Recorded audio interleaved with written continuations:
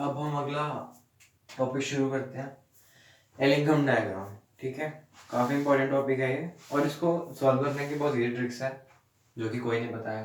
तो Ellingham diagram है क्या? हमें एक इक्वेशन पता है, delta G equals to delta H minus T delta S, या फिर G equals to H minus T delta S. तो जब हम इस इक्वेशन को इक्वेशन ऑफ स्ट्रेट लाइन के साथ कंपेयर करते हैं, उस केस के अंदर हमें ग्राफ देखने को मिलता है y equals to M X plus C. C होता है इंटरसेप्ट, x और y तो कोऑर्डिनेट एक्सिस हो गए, और हमारा जो m है m होता है स्लोप। ठीक है, तो अब जब हमने इसको स्ट्रेट लाइन की इक्वेशन से कंपेयर किया, स्ट्रेट लाइन की इक्वेशन से इसलिए कंपेयर किया क्योंकि ये ग्राफ स्ट्रेट लाइन आ रहा था। ठीक है, तो कंपेयर करने में पता चल रहा है कि y जो है वो g है, तो ये वाला जो ग्राफ है y एक्सिस का, ये डेल्टा g को रिप्रेजेंट कर रहा है, x एक्सिस वाला t को रिप्रेजेंट कर रहा है टाइम को। अब इस इक्वेशन से कंपेयर करना है ना, तो इस इक्वेशन में जो mx टर्म है ये पॉजिटिव है, तो यहाँ पर भी जो t डेल्टा s टर्म है पॉजिटिव होनी चाहिए। और जहां तक हमें पता है कि जो टेम्परेचर है वो तो नेगेटिव हो नहीं सकता, तो जो डेल्टा एस है उसकी वैल्यू नेगेटिव लेंगे। तो इस इक्वेशन में जो डेल्टा एस है, या फिर बोला जाए जो स्लोप है, ठीक है, स्लोप है माइनस डेल्टा एस, क्योंकि जब हम डेल्टा एस को माइनस लेंगे तभी हमारे पास जो एम एक्स है या फिर टी डेल्टा एस है वो प्लस आएगा, और उस केस के अंदर ही हम इस इक्वेशन को इससे कंपेयर कर सकते हैं। ठीक है, तो हमारे पास स्लोप की वैल्यू आ गई माइनस डेल्टा एस। तो अगर वो पूछ ले कि जो एलिंगम डायग्राम है उसका स्लोप क्या रिप्रेजेंट करता है, तो नेगेटिव ऑफ एंट्रोपी या फिर चेंज इन एंट्रोपी। ठीक है जी, अब यहाँ पे टेम्परेचर आ गया, यहाँ पे डेल्टा जी आ गया, स्लोप आ गया हमारे पास माइनस का डेल्टा एस, और उसके बाद जो इसका सी है या फिर इंटरसेप्ट है, ये वाली लाइन जहां से ग्राफ स्टार्ट हो रहा है वो रिप्रेजेंट होता है डेल्टा एच के थ्रू। अब इस ग्राफ में हम रिप्रेजेंट क्या करते हैं, इस ग्राफ का मेन काम है रिड्यूसिंग एजेंट को आइडेंटिफाई करना, और ये जो ग्राफ है ये एक जो हमारे पास एलिमेंट है उसके ऑक्सीडेशन को रिप्रेजेंट कर रहा है। मतलब हमारे पास अगर मेटल है तो इसका हम मेटल ऑक्साइड बना रहे हैं, इसको ऐसे भी रिप्रेजेंट करा जा सकता है, मेटल स्लैश मेटल ऑक्साइड। ठीक है, देखो अलग अलग ग्राफ्स हैं, तो हर ग्राफ के अंदर ऑक्सीडेशन हो रहा है, तो ये जो ग्राफ है it represents oxidation of elements. ठीक है, इसके बावजूद भी हम इस ग्राफ को किस पर्पस के लिए यूज करते हैं, एक बेटर या फिर सुटेबल रिड्यूसिंग एजेंट को डिसाइड करने के लिए हम इस ग्राफ को यूज करते हैं। जबकि इस ग्राफ में हो ऑक्सीडेशन रहा है, पर हम इसका यूज किस लिए कर रहे हैं, रिड्यूसिंग एजेंट को फाइंड करने के लिए। अब हम थोड़ा सा इसकी जो डेप्थ है उसको समझते हैं। देखो मेरे पास इक्वेशन थी delta G equals to delta H minus T delta S. H तो हो गया इंटरसेप्ट, पॉजिटिव हो नेगेटिव हो कोई फर्क नहीं पड़ता, अभी जो हम पढ़ने वाले हैं उस केस के लिए कोई फर्क नहीं पड़ता। ठीक है, अब देखो जैसे जैसे हम इधर जा रहे हैं वैसे वैसे टेम्परेचर बढ़ता जा रहा है। ठीक है, अब टेम्परेचर बढ़ रहा है तो जो टी की वैल्यू है वो बढ़ती जा रही है। अब जैसे जैसे टेम्परेचर बढ़ेगा वैसे वैसे एंट्रोपी की वैल्यू भी बढ़ेगी, है कि नहीं? तो जो एंट्रोपी है,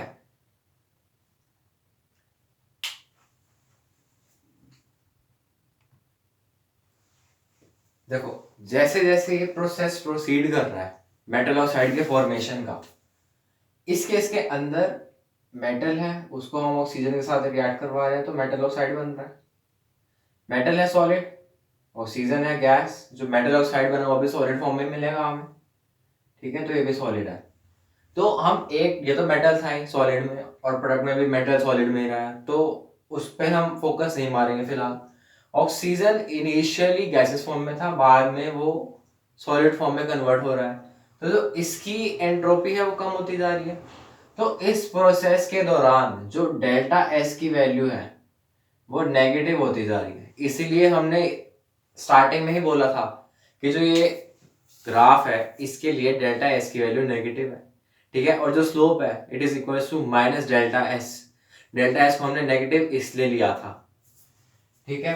और अगर वो पूछ ले कि मेटल ऑक्साइड के फॉर्मेशन के लिए डेल्टा एस की वैल्यू क्या है, तो वो नेगेटिव है, ठीक है। अब इस प्रोसेस के लिए जैसे जैसे हम आगे बढ़ते जा रहे हैं, जैसे जैसे ये प्रोसेस प्रोसीड कर रहा है, वैसे वैसे डेल्टा एस की वैल्यू नेगेटिव होती जा रही है, जिसकी वजह से ये पॉजिटिव हो गया, ठीक है। अब जैसे जैसे फॉरवर्ड डायरेक्शन में प्रोसीड कर रहे हैं, वैसे वैसे टेम्परेचर भी बढ़ता जा रहा है, तो ये टर्म पूरी पॉजिटिव है और पॉजिटिव टर्म की वैल्यू बढ़ती जा रही है। तो मान लो जी स्टार्टिंग में अगर नेगेटिव था, मतलब जो इनिशियली रिएक्शन पॉसिबल थी, अगर डेल्टा जी नेगेटिव होता है तो रिएक्शन पॉसिबल है, डेल्टा जी पॉजिटिव है तो रिएक्शन पॉसिबल नहीं है या फिर स्पॉन्टेनियस नहीं है। अब अगर इनिशियली डेल्टा जी की वैल्यू नेगेटिव थी या फिर रिएक्शन स्पॉन्टेनियस थी, तो धीरे धीरे उसमें पॉजिटिव टर्म ऐड होती जा रही है। मान लो इनिशियली -5 था, इसकी वैल्यू -10 है, तो इनिशियली में +5 था, अब इसकी वैल्यू बढ़ती जा रही है, तो इसकी वैल्यू -5 से मान लो 6 हो गई, तो डेल्टा एस की वैल्यू कितनी हो जाएगी -4। इसकी 7 हो गई तो -3। मान लो इसकी 10 हो गई तो यहाँ पे 0। अब यहाँ पे इसकी 15 होगी तो यहाँ पे 5। तो जो डेल्टा जी की वैल्यू है वो नेगेटिव से पॉजिटिव की तरफ शिफ्ट होती जा रही है, ठीक है।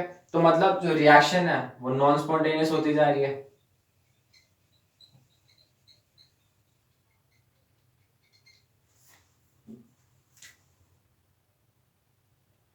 तो जैसे जैसे टेम्परेचर आगे बढ़ता जा रहा है, ठीक है, या फिर जैसे जैसे रिएक्शन फॉरवर्ड डायरेक्शन में प्रोसीड कर रही है, वैसे वैसे मेटल ऑक्साइड के फॉर्मेशन की टेंडेंसी कम होती जा रही है, ठीक है।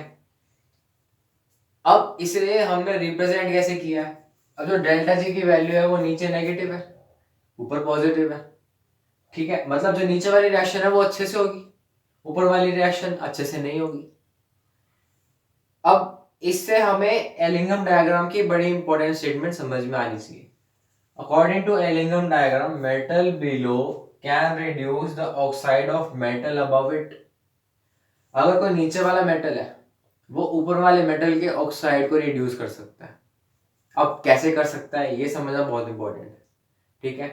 इसको याद करने के लिए एक तो हमने अभी एक्सप्लेन कर ही दिया कि जो नीचे वाले हैं, जैसे जैसे नीचे डेल्टा जी की वैल्यू नेगेटिव है तो नीचे वाली रिएक्शन अच्छे से होगी, ठीक है। अब ये जो ग्राफ है ये मेटल ऑक्साइड के फॉर्मेशन का ग्राफ है। मेटल ऑक्साइड का फॉर्मेशन हो रहा है, या फिर ऐसे बोलें कि मेटल का ऑक्सीडेशन हो रहा है।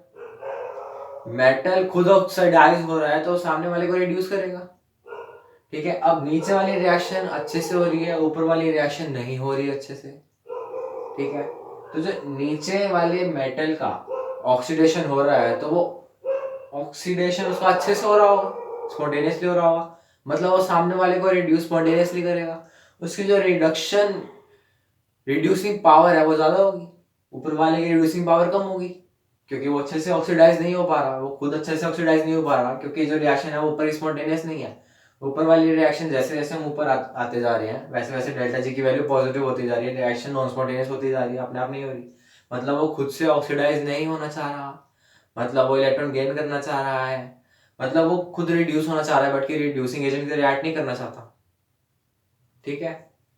मतलब जो नीचे वाला मेटल है वो ऑक्सीडाइज होना चाहता है और रिड्यूस करना चाहता है, तो नीचे वाले मेटल की जो रिड्यूसिंग पावर है वो ज़्यादा अच्छी होगी, तो वो नीचे वाला मेटल जो है वो ऊपर वाले मेटल को रिड्यूस कर देगा, ठीक है। इस तरह से हम इस ग्राफ को बेटर रिड्यूसिंग एजेंट या फिर सुटेबल रिड्यूसिंग एजेंट डिसाइड करने के लिए यूज करते हैं, ठीक है।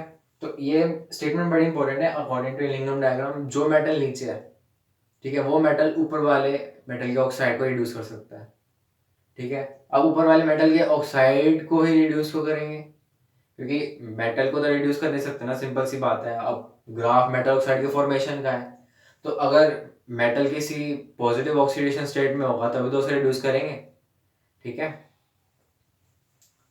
जैसे जैसे हम ऊपर जाते जा रहे हैं वैसे वैसे डेल्टा जी की वैल्यू पॉजिटिव शिफ्ट होती जा रही है, तो हमें इस चीज पर भी फोकस रखना है कि नीचे डेल्टा जी की वैल्यू नेगेटिव है, ऊपर जाते जाते पॉजिटिव होती जा रही है। अब जो पॉइंट्स हैं इंपॉर्टेंट उन पे ध्यान दे लेते हैं कि जो स्लोप है, ठीक है, एलिंगम डायग्राम का स्लोप है वो होता है -डेल्टा एस, ठीक है। अब जो नीचे वाला मेटल है वो ऊपर वाले मेटल के ऑक्साइड को रिड्यूस करेगा। अब मान लो इस पॉइंट पर इंटरसेक्शन हो गया। अब इंटरसेक्शन के पॉइंट पर जो मैग्नीशियम था वो ऊपर चला गया, एल्यूमिनियम नीचे आ गया। ठीक है, तो इससे हमें पता चलता है कि इनिशियली जो मैग्नीशियम था वो अच्छा रिड्यूसिंग एजेंट था, पर बाद में टेम्परेचर बहुत ज़्यादा बढ़ने की वजह से जो एल्यूमिनियम है वो अच्छा रिड्यूसिंग एजेंट हो गया। ठीक है, अब ऐसा क्यों हुआ ये समझना भी बड़ा ज़रूरी है। ऐसा हमने इसलिए बोला क्योंकि इस पॉइंट के बाद जो मैग्नीशियम है, मैग्नीशियम के ऑक्साइड की फॉर्मेशन जो है वो ज़्यादा पॉजिटिव हो जाएगी, और एल्यूमिनियम के ऑक्साइड की जो फॉर्मेशन है वो मैग्नीशियम के कंपैरिजन में नेगेटिव रहेगी। मतलब जो नीचे वाली रिएक्शन है वो स्पॉन्टेनियस रहेगी। अब एल्यूमिनियम है वो नीचे आ चुका, मतलब उसके लिए डेल्टा जी मैग्नीशियम के कंपैरिजन में, मैग्नीशियम ऑक्साइड के फॉर्मेशन के कंपैरिजन में नेगेटिव है। तो जो एल्यूमिनियम है वो खुद अच्छे से ऑक्सीडाइज होगा तो सामने वाले को रिड्यूस अच्छे से करेगा। इसीलिए पॉइंट ऑफ रिजल्ट इंटरसेक्शन के बाद aluminium acts as a better reducing agent. अब ये लाइन तो अच्छी वाली जा रही थी, अब ये स्लोप में सडन चेंज क्यों आया? स्लोप में sudden change due to change in physical state आया। ठीक है, जो डेल्टा एस है, डेल्टा एस एंट्रोपी को रिप्रेजेंट करता है। अब मान लो जैसे हमने इस केस में बात करी थी कि इस प्रोसेस के लिए डेल्टा एस की वैल्यू नेगेटिव है। मान लो टेम्परेचर इतना ज़्यादा बढ़ा दिया कि जो सॉलिड फॉर्म में था वो मोल्टन फॉर्म में चला गया। ठीक है, तो अभी सॉलिड फॉर्म में तो डेल्टा एस की वैल्यू नेगेटिव थी, बाद में पॉजिटिव होगी, जिसकी वजह से स्लोप में ड्रास्टिकली चेंज आ गया और डेल्टा जी की वैल्यू में भी फर्क पड़ गया, जिसकी वजह से रिएक्शन की स्पॉन्टेनिटी ऑल्टर होगी और हमारे पास रिड्यूसिंग एजेंट अलग आ गया। तो अगर वो कुछ मेंशन नहीं कर रहा, उसने नॉर्मल टेम्परेचर दे रखा है, ठीक है, वैसे तो एनसीईआरटी में सिलेक्टेड स्टेटमेंट्स, सिलेक्टेड एलिमेंट्स के बारे में लिखा हुआ है, हमने वही पढ़ना है, बट फिर भी अगर नॉर्मल टेम्परेचर के बारे में बात कर रहा है तो हम आंसर जनरल प्रिंसिपल के अकॉर्डिंग देंगे। ठीक है, और जनरल प्रिंसिपल क्या है? वो है इलेक्ट्रोकेमिकल सीरीज की बेसिस पे। ठीक है, क्योंकि इस एलिंगम डायग्राम को याद करने का कोई फायदा नहीं है। एलिंगम डायग्राम को एक्सप्लेन कर दिया, जो उनसे सवाल इससे पूछे जा सकते थे वो बता दिए। अब जो जनरल आंसर जाएगा कि रिड्यूसिंग एजेंट कौन सा है, वो हम देंगे इलेक्ट्रोकेमिकल सीरीज के थ्रू। ठीक है, बट अगर वो बोल दे एट वेरी हाई टेम्परेचर तो जो सिनारियो वो पलट जाएगा। ठीक है, हाई टेम्परेचर पर जो डेल्टा एस की वैल्यू वो ऑल्टर होने की वजह से डेल्टा जी की वैल्यू भी ऑल्टर हो जाएगी। ठीक है, तो हाई टेम्परेचर के केस में हमारा आंसर उल्टा चला जाएगा। ठीक है, जैसे एल्यूमिनियम और मैग्नीशियम के केस में चला गया। अगर वो नॉर्मली पूछ रहा है कि एल्यूमिनियम और मैग्नीशियम में से बेटर रिड्यूसिंग एजेंट कौन सा है, तो मैग्नीशियम है, क्योंकि मैग्नीशियम नीचे आ रहा है एल्यूमिनियम के कंपैरिजन में। बट अगर वो हाई टेम्परेचर के बारे में पूछ लेता है तो एल्यूमिनियम को हम प्रेफर करेंगे।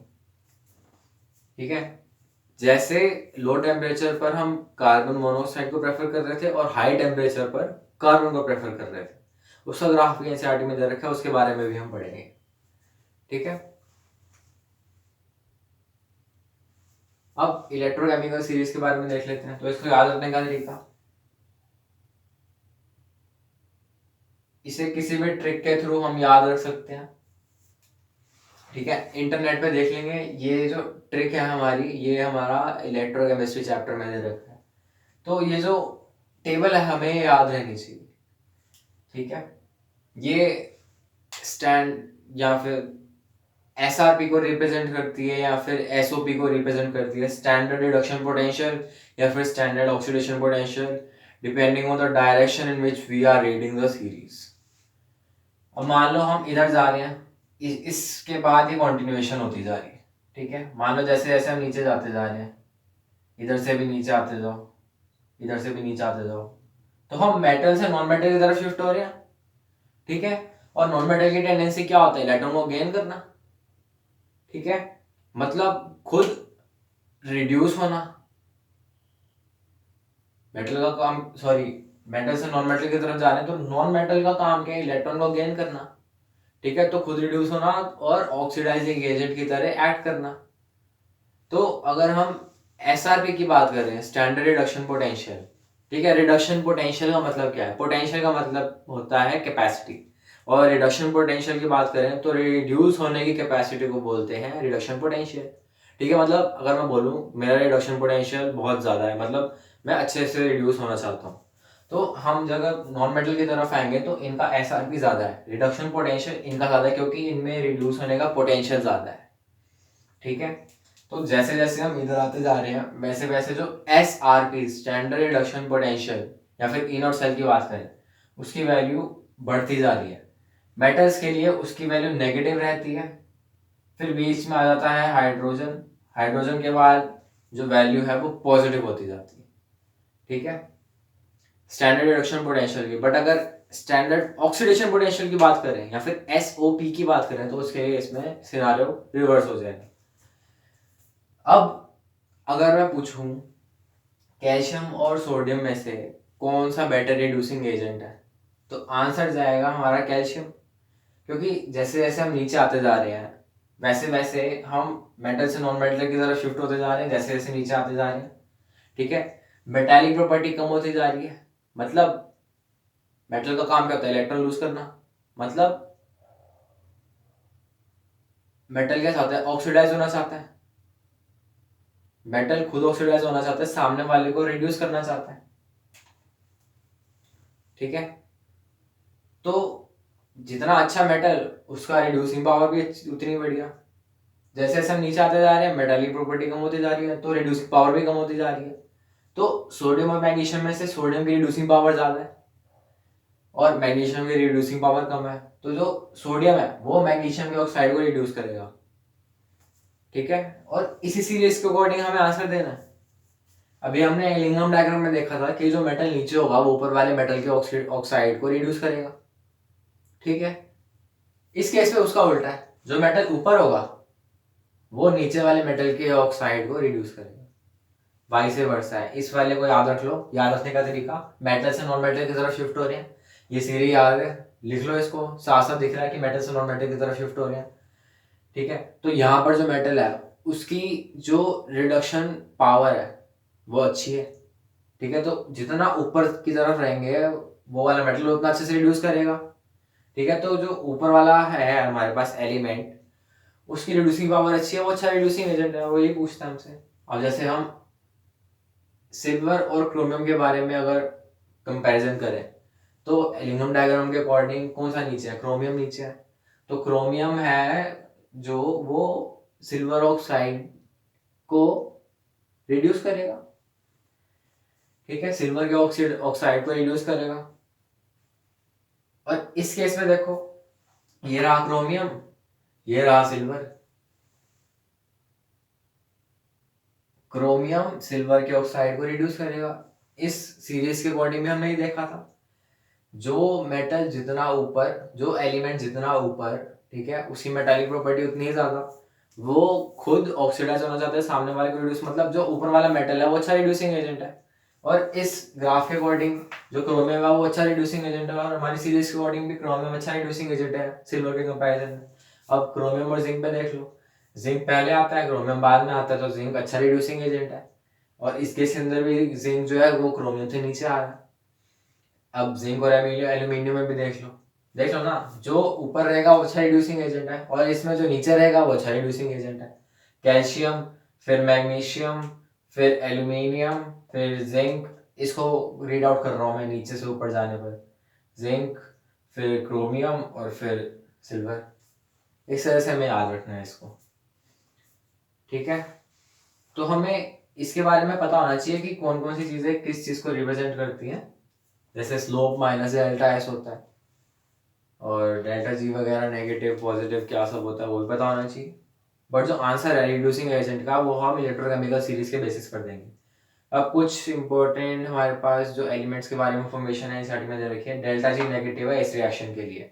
ठीक है, तो जो कैल्शियम है, कैल्शियम इन सब के ऑक्साइड को रिड्यूस कर लेगा, मतलब calcium is a better reducing agent.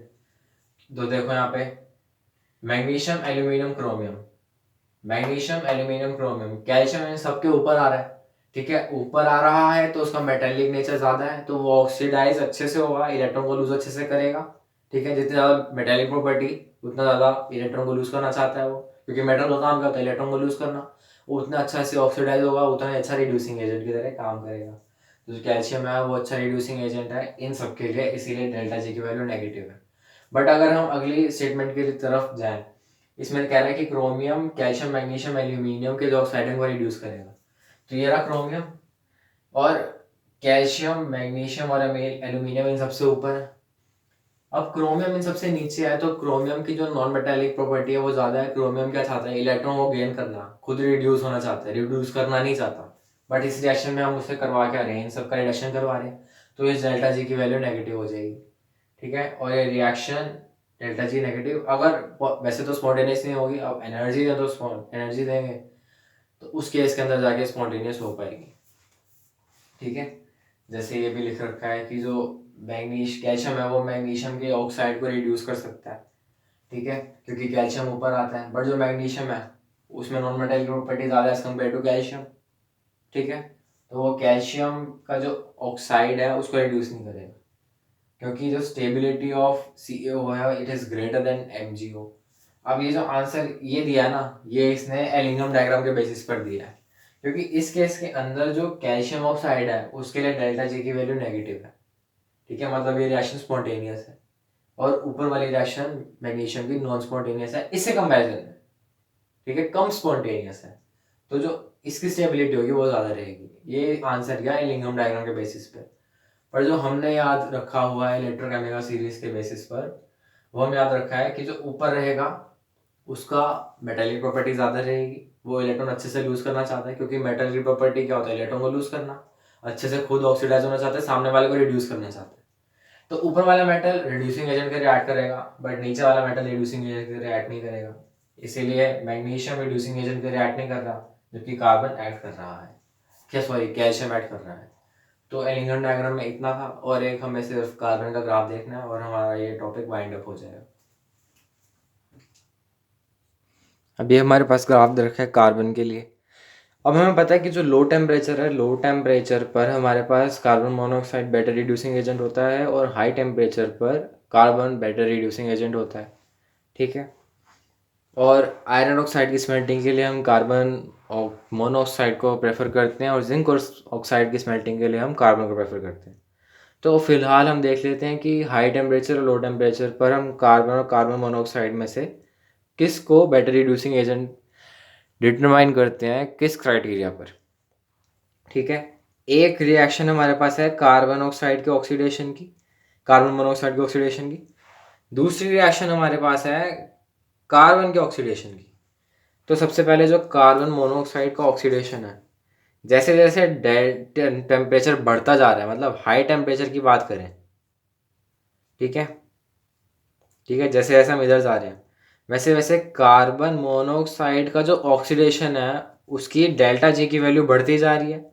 ठीक है, और वो नॉन स्पॉन्टेनियस होता जा रहा है, मतलब हाई टेम्परेचर पर जो कार्बन मोनोऑक्साइड है वो ऑक्सीडाइज नहीं होना चाहता। ठीक है, तो मतलब वो रिड्यूसिंग एजेंट की तरह काम नहीं करेगा, क्योंकि वो खुद रिड्यूस होना चाहता है। तो हाई टेम्परेचर पर कार्बन मोनोऑक्साइड ऑक्सीडाइजिंग एजेंट की तरह एक्ट करता है। ठीक है, और कार्बन की बात देखें तो जैसे जैसे टेम्परेचर बढ़ता जा रहा है वैसे वैसे कार्बन ऑक्साइड का जब हम ऑक्सीडेशन करते हैं तो उसके लिए जो डेल्टा जी की वैल्यू है वो नेगेटिव होती जा रही है।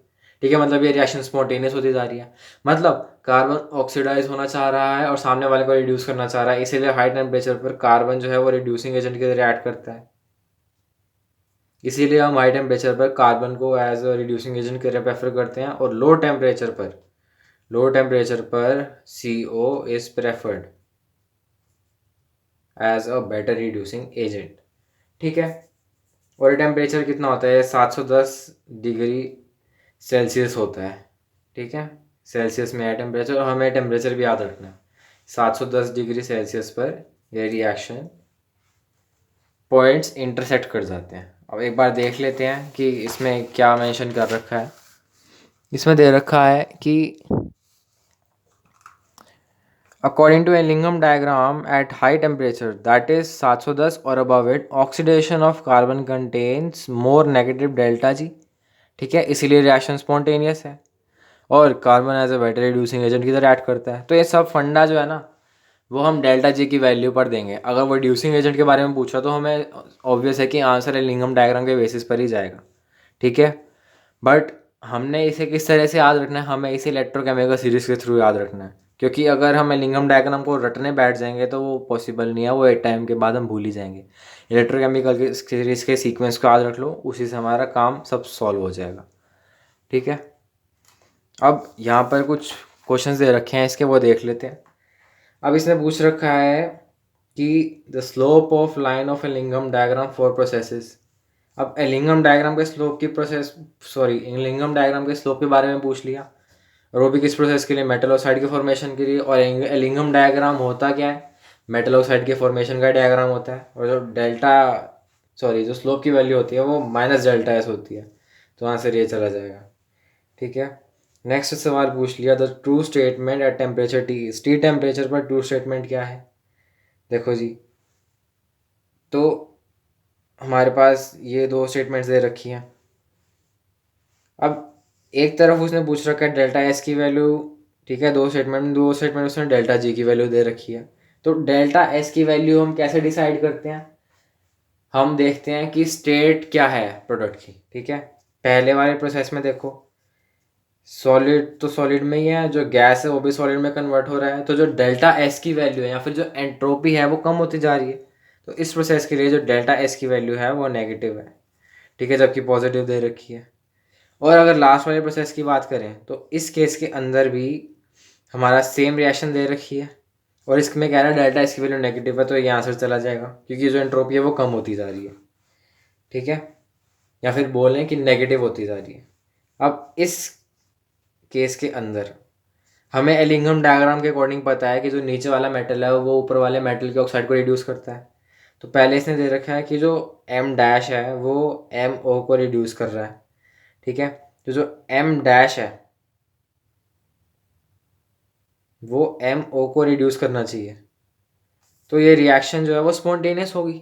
ठीक है, क्योंकि नीचे वाला ही ऊपर वाले के ऑक्साइड को रिड्यूस करता है, बट इसने पॉजिटिव दे रखा है तो स्टेटमेंट भी गलत होगी।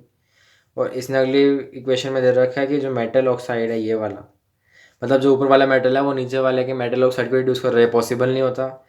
और इसने क्या रखा है डेल्टा G नेगेटिव पॉसिबल है, तो ये स्टेटमेंट भी गलत होगी, तो आंसर इसका ये चला जाएगा।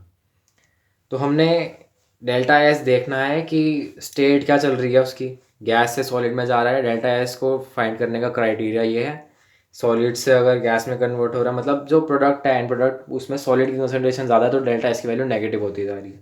और डेल्टा G की वैल्यू कैसे देखनी है, जो नीचे वाला हमारे पास मेटल है ना वो ऊपर वाले मेटल के ऑक्साइड को रिड्यूस करेगा।